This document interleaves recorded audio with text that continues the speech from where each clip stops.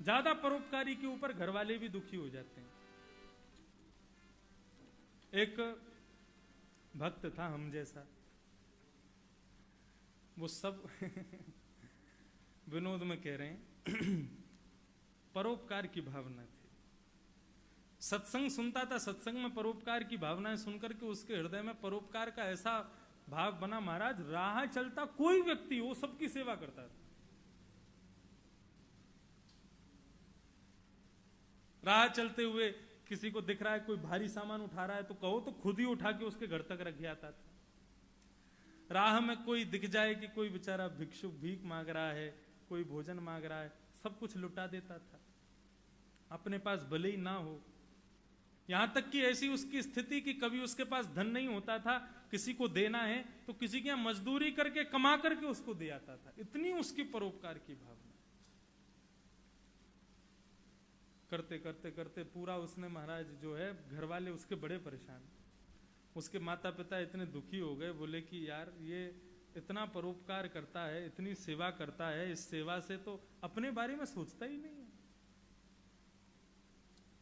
एक दिन अपने पुत्र से कहा बेटा एक काम करो। बोले क्या? बोले हिमालय पे हमारे गुरुजी रहते हैं, वहां स्थान पे रहते हैं, बहुत वर्ष हो गए उनसे मिले भी नहीं है, वो भविष्य कथन बहुत अच्छा करते हैं,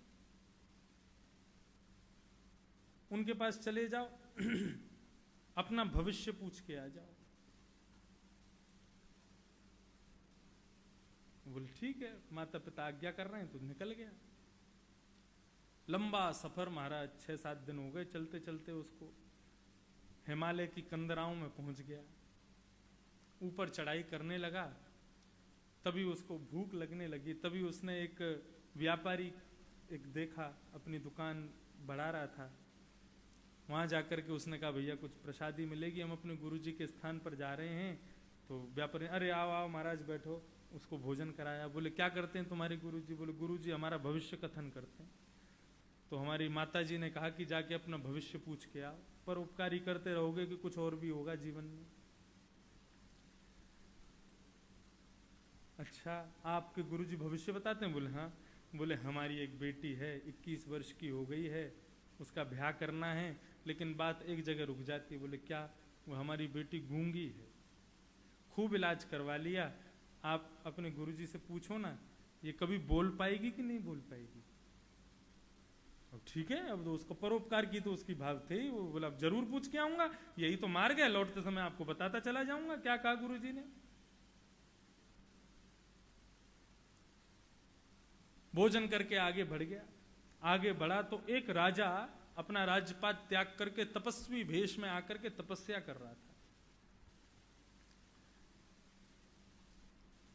राजा ने सब कुछ छोड़ दिया था, लेकिन उसके पास एक छड़ी थी, वो छड़ी सोने की थी और वो छड़ी उसको बड़ी प्रिय थी। छड़ी में बड़ी मणि और बहुत सारे रत्न लगे थे उसमें।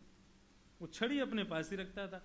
ऐसा नहीं कि उसकी आसक्ति थी उसमें, लेकिन पहाड़ पर चढ़ने के लिए कुछ तो चाहिए, तो उसने अपनी छड़ी जो राजपाट भेष में था वही छड़ी ले आया। तपस्वी था, एक छोटी सी कुटिया में रहता था राजा। तो उस व्यक्ति ने सोचा कि अब गुरुजी का स्थान तो दूर है, रात में यहीं सो जाऊंगा। तपस्वी के पास पहुंचे, बताया कैसे आए, कहाँ जा रहे हैं सब, तो उन्होंने स्थान दे दिया। बोले क्या करते हैं तुम्हारे गुरुजी? बोले गुरुजी हमारे भविष्य कथन करते हैं, भविष्य पूछने जा रहे हैं। तो बोले हमारा भी पूछ लेना। बोले क्या? हम तपस्या कर रहे हैं 20 वर्षों से, हमें मुक्ति कब मिलेगी, मोक्ष कब मिलेगा, जरा हमें पूछ आना हमारे लिए। बोले बिल्कुल पूछ के आऊंगा, लौटते समय आपको बता दूंगा। प्रातः काल का समय निकल पड़ा, दोपहर का समय हुआ, गुरु जी के स्थान पर पहुंच गया। महाराज भीड़ लगी थी वहां पूछने वालों की, लंबी लाइन लग रही थी। गुरु जी के स्थान पर पहुंचने से पहले एक विशाल काय सर्प काला नाग उसके सामने खड़ा हो गया। नाग ने प्रणाम किया। बोले भैया बड़ी दूर से आए हो? बोले हाँ जी आ तो दूर से ही रहे।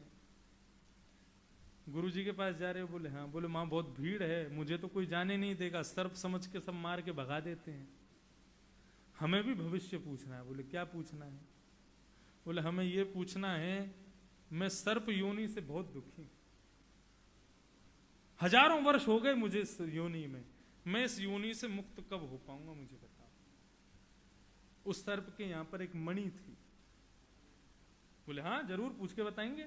अब गुरुजी के पास बेचारा लंबी लाइन में लग करके पहुंच गया। 4 प्रश्न थे, एक अपना भविष्य, एक व्यापारी की बेटी का भविष्य, एक तपस्वी का भविष्य और एक सर्प का भविष्य। गुरुजी के पास जैसे ही पहुंचे तो चेला जी जो थे उन्होंने कहा कि गुरुजी ने आज नया नियम बनाया है कि 3 से अधिक प्रश्न नहीं कर सकता कोई, बस 3 प्रश्न करिएगा, चौथा प्रश्न नहीं होना चाहिए। अब वो क्या बोलेगी, अब क्या करूंगा?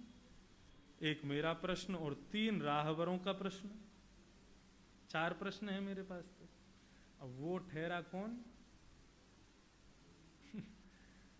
परोपकारी।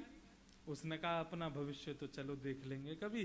वो 3 लोग बेचारे आस लगा के बैठेंगे, लौट के जाऊंगा तो पूछेंगे, उनका भविष्य पूछ लेते। बोले गुरुजी व्यापारी मिले थे, उनके यहाँ भोजन किया था, उनकी बेटी गूंगी है, वो कभी बोल पाएगी? उसका ब्याह होगा कि नहीं होगा? गुरुजी ने कहा कोई बढ़िया संपन्न लड़का मिल जाए, जैसे ही उससे पानी ग्रहण करा देंगे, पानी ग्रहण करते ही उसकी वाणी वापस आ जाएगी, बता देना, ब्याह होते ही वाणी आ जाएगी उसकी। बोले ठीक है। बोले एक तपस्वी मिले थे, वो पूछ रहे हैं उनको मुक्ति कब मिलेगी, मोक्ष कब मिलेगा? बोले तपस्वी पहले राजा था, राजपाट तो त्याग आया, लेकिन अपनी सोने की छड़ी लेकर के साथ आया है। उससे कह दो छड़ी को जिस दिन छोड़ देगा उसी दिन वो मुक्त हो जाएगा। ठीक है। बोले आपके आश्रम के बाद एक सर्प मिला था, वो पूछ रहा है मैं सर्प योनि से कैसे बचूंगा? बोले उसको कह दो उसके माथे पर एक मणि है, उस मणि को निकाल दे, जैसी मणि निकलेगी सर्प योनि से मुक्त हो जाएगा। तीनों को प्रणाम करते हुए और वो आ गया। सर्प मिला, बोले महाराज गुरुजी ने आज्ञा करी है, जो तुम्हारे सिर पर मणि है इस मणि को निकाल दो, मणि के निकालते ही और आप जो है मुक्त हो जाओगे। उसने कहा अब मैं किसके पास जाऊंगा मणि निकलवाने? ये चिंतामणि है, इसको लेते ही जो चिंतन करोगे मिल जाता है, आपने मेरा कल्याण कर दिया, आप ये मणि ले लो। उस व्यक्ति ने वो मणि निकाली, मणि निकालते ही सर्प का शरीर शांत हो गया और वो सर्प योनि से मुक्त हो गया। वाह, गुरु जी की आज्ञा हो गई। नीचे गया, राजा के पास तपस्वी से कहा, बोले महाराज आप राजा थे पहले? बोले हाँ, सब कुछ छोड़ा है, लेकिन इस डंडे में आपकी आसक्ति है, ये सोने का डंडा जिस दिन त्याग दोगे उस दिन मुक्त हो जाओगे। बोले अब इसको कहाँ दूं, तुम ही रख लो इसको। उसको दे दिया। जैसे ही डंडा उसके हाथ में दिया, तपस्वी का पैर फिसला, खाई में गिर गया, उसको मुक्ति मिल गई, मोक्ष हो गया। व्यक्ति और आगे को गया तो उस व्यापारी के घर पहुंचा और कहा कि महाराज आप अपनी बेटी का किसी संपन्न व्यक्ति से ब्याह करा दीजिए, इसकी वाणी वापस आ जाएगी। बोले तुम्हारे हाथ में इच्छामणि सोने की छड़ी लग रही, तुमसे बढ़िया संपन्न कौन होगा? जैसे ही बेटी का ब्याह कराया तो बेटी बोलने लग गई। तीनों की इच्छा पूरी करवाई और उसका भविष्य अपने आप बन गया। घर लौट करके आया, सर्वगुण संपन्न होकर के ब्याह करके लौट करके आया। तो भगवान शिव यहां गलत नहीं कह रहे हैं।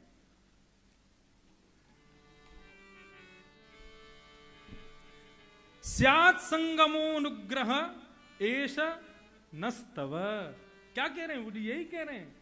बोले ऐसे व्यक्ति का संग कराइए प्रभु जो निरंतर परोपकार में रत रहता हो, परोपकारी बनिए, सब पर कृपा करो। भगवान सब पर अच्छा एक बात सोचो, आप परोपकारी नहीं बनो तो भगवान आप पे परोपकार क्यों करेंगे? भगवान के लिए तो 8 अरब लोग हैं पूरी दुनिया में। अच्छा इंसान अलग, जानवर अलग, जल जंतु अलग, भगवान के लिए कितने लोग? आप कहां दिख रहे हो भगवान को? भगवान की दृष्टि में आना है तो परोपकारी बनो। भगवान शिव कह रहे हैं आपकी कथा गंगा, आपकी चरणों की गंगा, इन दोनों से पवित्र होकर के परोपकारी बन जाए, ऐसे व्यक्ति का हमसे हमारा उसके संग करा दीजिए। क्षणार्धेनापि तुलये न स्वर्गम न पुनर्भवम् भगवत् संगे संगस्य मर्त्यानां किमुताशिष। ऐसे व्यक्ति का संग, ऐसे व्यक्ति के संग के सामने स्वर्ग के और इस दुनिया के सारे सुख फीके हो जाएंगे प्रभु। इसलिए हमें ऐसे व्यक्ति का संग करा दीजिए, यही आपसे प्रार्थना करते हैं प्रभु। इस प्रकार से भगवान शिव ने रुद्र गीत गाया।